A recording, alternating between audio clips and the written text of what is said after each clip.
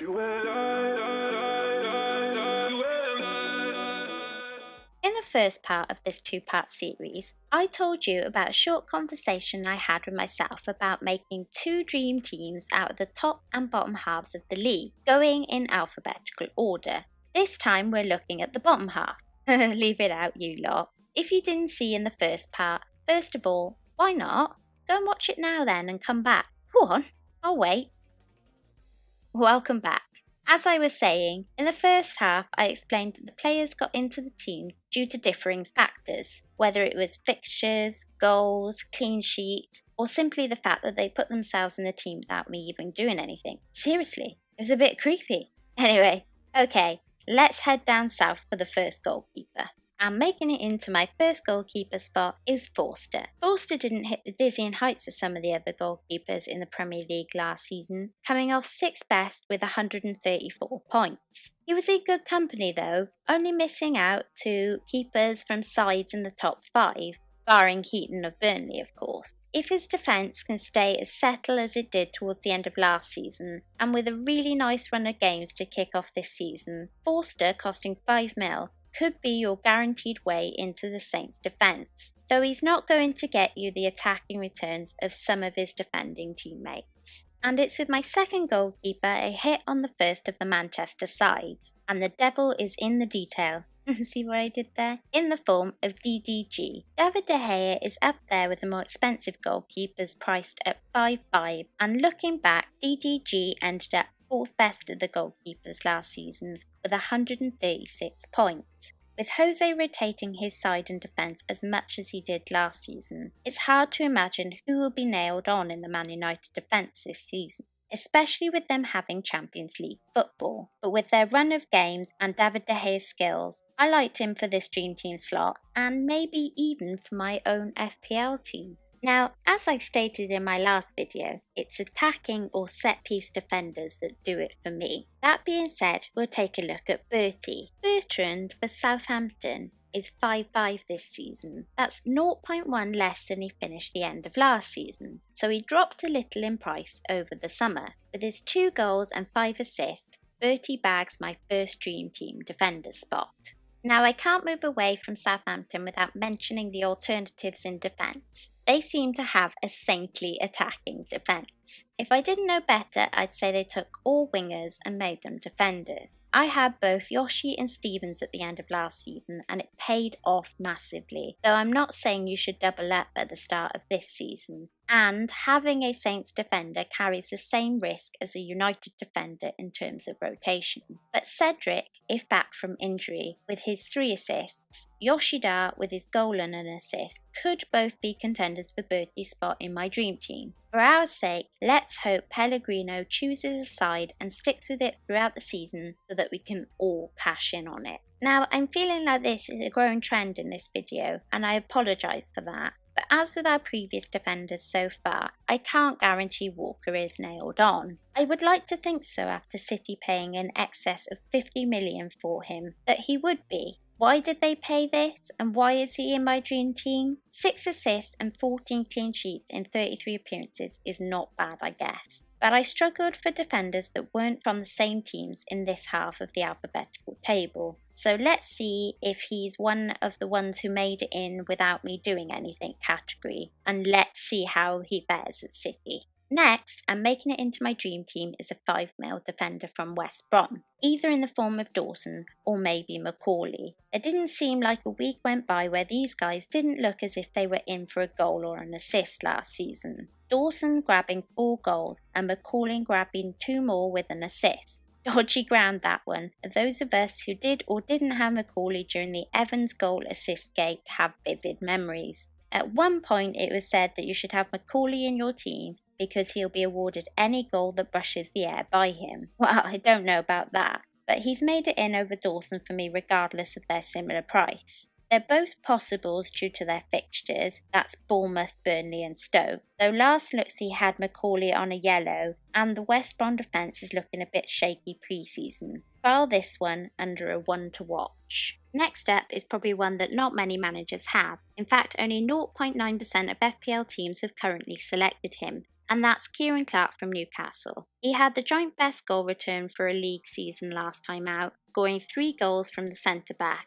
the same as the 2010-11 season. Although he may slip under the radar, Clark was integral to Newcastle's surge to the Championship title last season. After breaking into the team, he played 90 minutes on a weekly basis, until a knee injury seen him ruled out for a number of weeks towards the end of the season. With him in the side, Magpies averaged 2.26 points per league game, and without him only managed an average of 1.42. Over the course of a 46-match league season, that would result in a difference of 38 league points. That's the difference between being champions and finishing ninth. So at a budget price of 4.5, Clark could prove to be a more reliable FPL point scorer and even a sneaky differential compared to more popular teammates like Yedlin. Year after year, a member of the Stoke defence always seemed to make their way into everybody's team, and probably the best option you could go for is Peters, the highest FPL point scorer out of the Stoke backline last season.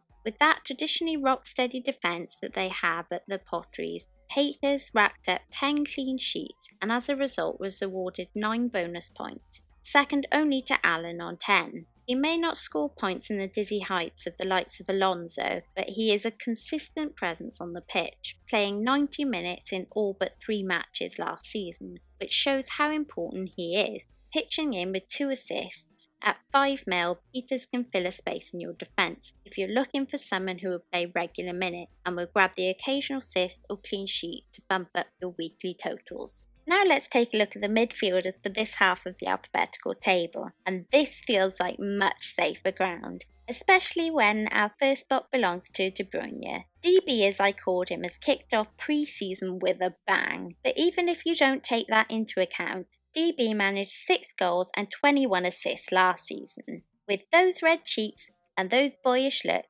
how can we resist? And he's 0.5 mil cheaper at the start of this season compared to the end of last. Bargain! All aboard! Toot toot! Though, if you can't afford this particular train, as it's fairly expensive, an alternative could be Sané at 7.5. I debated him for this spot, and in the end I felt DB was more nailed on. Sané's 5 goals and 7 assists make him a tantalising choice from last season. If he's quids in, then we will be too.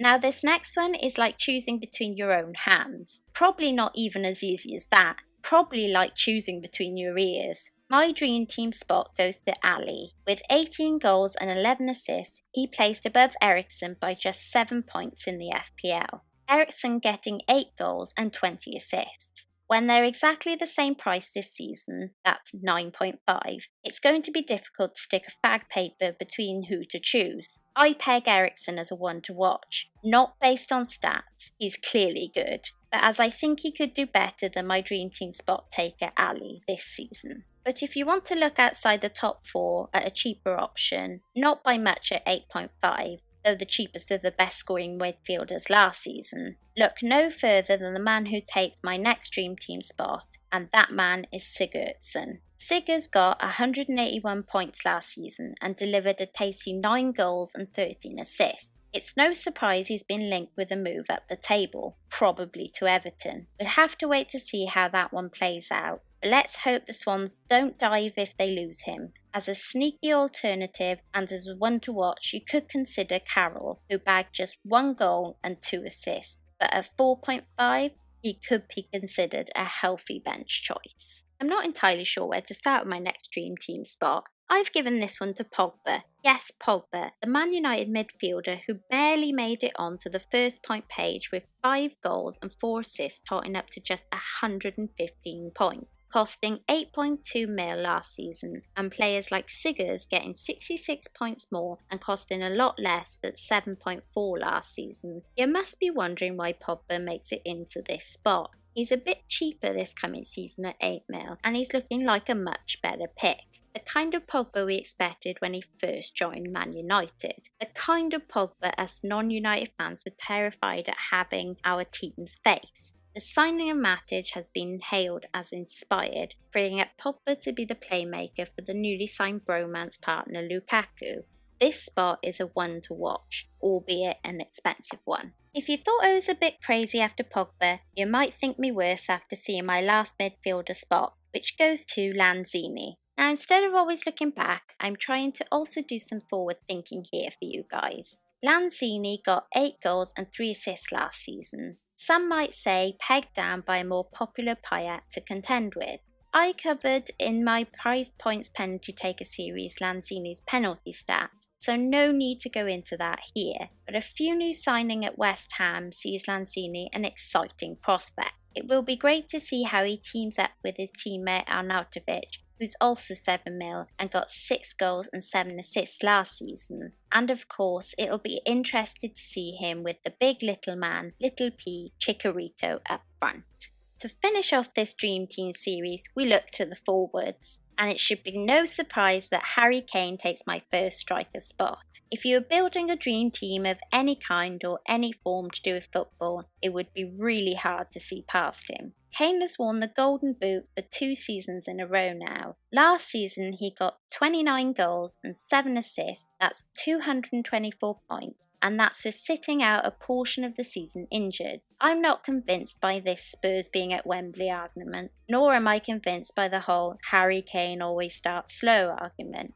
Kane has had no major commitments this summer. I'd like to think he'd be raring to go. Whichever side of the fence you're on, it's going to be a nervous start to see if you were right to have him in or the Maverick inspired to have him out.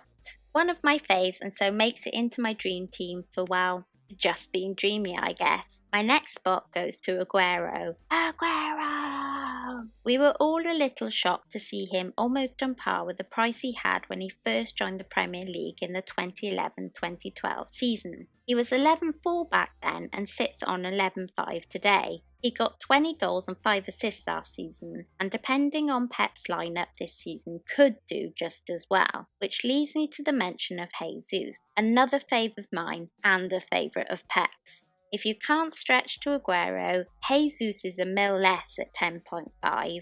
Jesus joined up with the squad in January last season and bagged 7 goals and 4 assists. That's with an injury and Pep rotation. I foresee Jesus making it into other dream teams in the future. And finally, my last pick is Lukaku, the second best striker in the Premier League last season behind Kane, with 23 goals and 6 assists in 221 points. There will be some FPL managers trying hard to achieve the front 3 I have sat here today, while still being able to afford any of the players in the rest of their squad with the 100 mil budget. Alas, we can't have them all. Well, unless you like me and have a dream team to put them all in, that is. United have a favourable run of games at the start of the season, being West Ham, Swansea, Leicester, Stoke, and with the mention of the Matic signing earlier, freeing up Lukaku's best friend Pogba to assist him, could Lukaku and co make United title contenders this season? Before I go, I want to make a quick mention of the best of the rest. It's hard always to establish how newcomers or players given a new chance will do. We can look at their stats and make judgments, but as always some guesswork will need to be done, along with caution of rotation for some. So although not in my dream team, you could always keep your eyes open for Gale at Newcastle, who scored 23 goals and 2 assists in the Championship last season, and he's priced at just 6.5 in the FPL. But will he get rotated? And if not, can he keep up the pace in the Premier League? Chicharito, as I mentioned earlier, is a one to watch. Jay Rodriguez at 6 mil and Charlie Austin at 6.5 seem to be getting another bite at the apple. Jay getting 5 goals and 2 assists. Austin with 6 goals and 1 assist last season, with mixed rotation. Let's see if they keep their spots this time round. And just so I've given every team in this bottom half a mention, there's always Deeney, with his 10 goals and 4 assists at 6.5, but just to note, he is currently holding a yellow injury. And that's a wrap on my dream team and ones to watch series. Hope you found it informative. Pop me a comment below if you have one or more of these players in your team. Please don't forget to like, contribute, subscribe, hit that notifications, and do all those fabulous things. Nymphrya out.